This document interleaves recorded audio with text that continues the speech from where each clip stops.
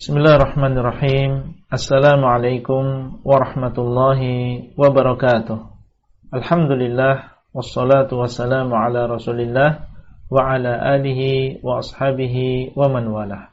Halaqah yang ke-113 dari silsilah ilmiah pembahasan kitab Al-Aqidah Al-Wasithiyah yang ditulis oleh Syekhul Islam Ibn Taimiyah rahimahullah. Beliau mengatakan wa bi'adzabil qabri wa na'imihi, dan mereka beriman dengan azab kubur dan nikmatnya. Di sana ada siksaan kubur dan di sana ada kenikmatan kubur. Sebagaimana dalam hadis Al-Bara' bin Azib, hadis yang panjang tentang bagaimana perjalanan ruh orang yang beriman ketika dia akan dicabut nyawanya, kemudian diangkat, kemudian diturunkan kembali dan ditanya, kemudian dia mendapatkan kenikmatan kubur. Adapun orang yang kafir, maka dia tersiksa ketika keluar nyawanya, kemudian dia ketika ditanya di alam kubur tidak bisa menjawab pertanyaan, dan akhirnya dia mendapatkan azab kubur. Di dalam sebuah hadis Nabi SAW, di antara petunjuk beliau, idza tashahhada ahadukum falyasta'id billahi min arba'. Apabila salah seorang di antara kalian bertasyahud, maka hendaklah dia berlindung kepada Allah dari 4 perkara. Yaqulu Allahumma inni a'udzu bika min 'adzabi jahannam wa min 'adzabil qabri wa min fitnatil mahya wal mamat wa min syarri fitnatil masih dajjal. Ya Allah, aku berlindung kepadamu dari azab jahannam. Kemudian apa? Dari azab kubur. Kemudian dari fitnah kehidupan dan kematian, dan fitnah al-masih dajjal, kejelekan fitnah al-masih dajjal. Berarti ini sunnah Nabi SAW.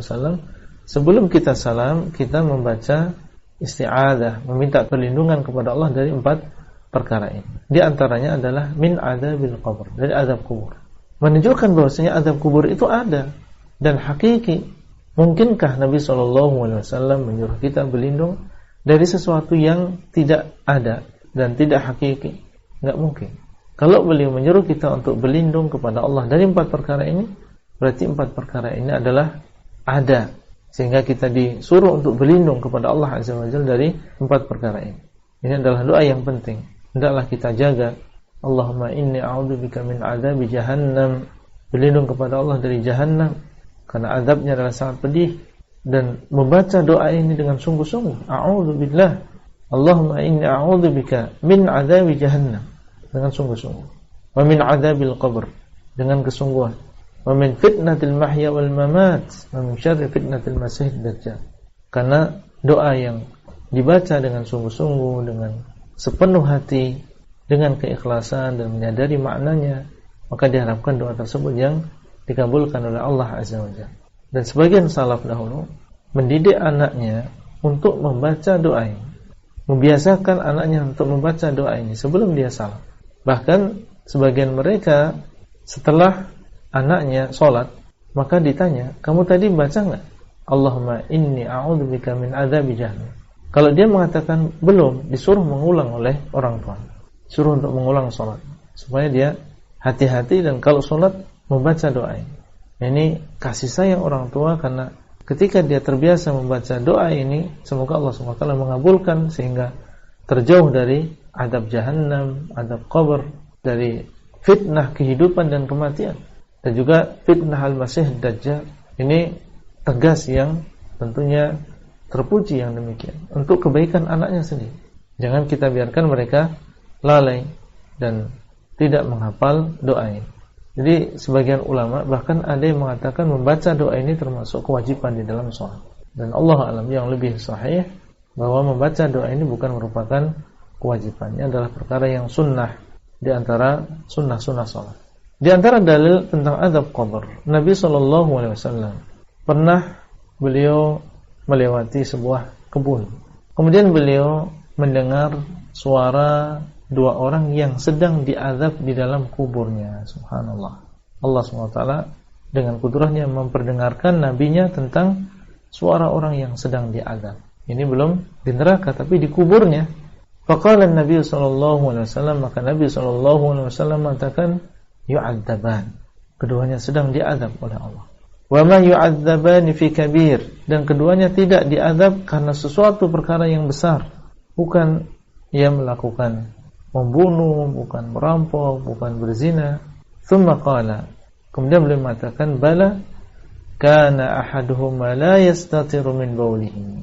Salah satu di antara keduanya tidak menutupi dari kencingnya, itu tidak menjaga auratnya, atau la yastatir di sini maksudnya tidak menjaga najis, sehingga ketika dia kencing dia bermudah-mudahan dan najis tersebut terkena badannya atau terkena pakaiannya, seperti yang dilakukan oleh sebagian orang. Termasuk seandainya meskipun setelah itu dia akan guyur dengan air, tapi nggak boleh seseorang bermudah-mudahan kemudian ia terkena bagian kanan dan juga kirinya, bagian pahanya ini dengan air kencing tersebut karena posisinya yang kurang tepat, dan bermudah-mudahan kita harus menjaga biar dia bagaimana tubuh kita dan juga pakaian kita ini tidak terkena air najis tersebut, karena ini termasuk sebab azab kubur. Salah satu di antara keduanya tidak menjaga dari air kencing. Wa kana al-akharu yamshi bin namimah, dan yang kedua dia berjalan dengan mengadu domba. Yang namanya mengadu domba mungkin sebagian orang menganggap ringan dengan ucapan, dia berjalan ke sana, berjalan ke sini. Dua pihak yang sebelumnya rukun dijadikan saling memusuhi satu dengan yang lain. Dia enggak menyadari bahwasanya itu adalah termasuk sebab azab kubur. Baik, ini termasuk dalil bahwasanya azab kubur itu ada. Dan hadis ini sahih diriwayatkan oleh Bukhari dan juga Muslim. Meskipun itu tidak masuk ke akal sebagian orang. Itu akal yang tidak sehat. Bagaimana? Kok bisa? Kan ini tempatnya sempit. Katanya di situ dia hancur dan seterusnya. Setelah dibuka kok biasa, nggak ada perubahan. Ini akal dia yang sempit, dan Allah SWT dialah yang mampu untuk melakukan segala sesuatu. Kita di dalam kehidupan di dunia saja, terkadang seseorang di dalam tidurnya dia mimpi misalnya, ya, dan dikejar oleh seseorang misalnya. Ketika dia bangun, dia merasakan dirinya capek, padahal dia di tempat tidurnya. Dia tidak lari, tapi dia merasakan napasnya yang sesak dan tersengal-sengal. Allahu ala kulli syai'in qadir. Allah SWT Maha mampu untuk melakukan segala sesuatu. Mungkin di sana ada dua orang yang dikuburkan berdampingan, satunya diazab oleh Allah SWT dengan azab kubur, dan yang satunya diberikan nikmat oleh Allah Azza wa Jalla dengan nikmat kubur, dan tidak saling melihat satu dengan yang lain. Allah mampu untuk melakukan segala sesuatu. Jangan kita kedepankan akal kita di atas dalil. Dalilnya sahih, maka kita harus menerimanya. Wa ma kana lil mu'minin wa la mu'minatin idza qala Allahu wa rasuluhu amran ay yakuna lahumul khiyaratu min amrihim. Kita dinamakan muslim karena kita pasrah, menerima perintah, menerima larangan, pasrah dan siap untuk diperintah, siap untuk dilarang, siap untuk menerima khabar. Jangan kita seperti Khawarij dan juga Mu'tazilah dan orang-orang yang mengikuti jalan mereka, mengedepankan akal di atas dalil. Itulah yang bisa kita sampaikan pada halaqah kali ini. Semoga bermanfaat, dan sampai bertemu kembali pada halaqah selanjutnya. Wassalamualaikum warahmatullahi wabarakatuh. Abdullah Rai di kota Jember. Materi audio ini disampaikan di dalam grup WA Halaqah Silsilah Ilmiah HSI Abdullah Rai.